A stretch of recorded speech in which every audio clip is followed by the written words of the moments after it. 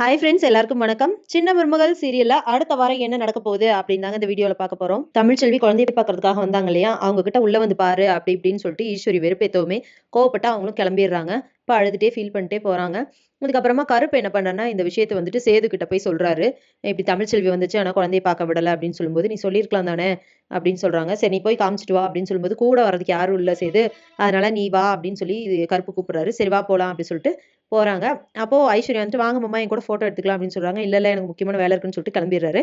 அப்புறமா அவங்க போயிட்டு இருக்கிற ஆட்டோ வந்துட்டு ஓவர்டேக் பண்ணி இவங்க போயிடுறாங்க. நிறுத்தி குழந்தைக்கு குடுக்குறாங்க. அப்ப தமிழ்ச்செல்வி சந்தோஷப்படுறாங்க. 2 குழந்தைய வச்சு ஃபோட்டோ எடுக்குறாங்க.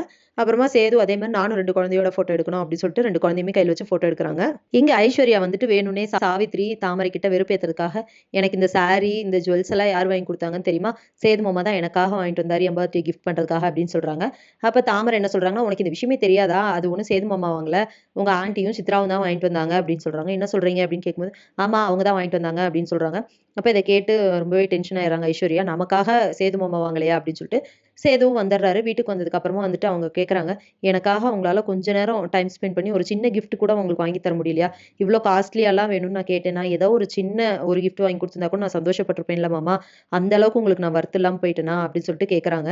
அப்ப சேது வந்துட்டு ரொம்பவே ஃபீல் பண்றாரு. இந்த பொண்ணு இப்படி கேட்குதே அப்படின்னு சொல்லிட்டு, "சரி வா" அப்படின்னு சொல்லிட்டு வெளிய கூட்டிட்டு போறாரு. வெளிய போயிட்டு எல்லா பக்கம் போறாங்க. எல்லா கடையுமே க்ளோஸ் பண்ணியிருக்கு. அப்போ ரோட்ல சின்னதா ஒரு கடை போட்டு சாரீஸ் எல்லாம் சேல் பண்ணிட்டுருக்காங்க.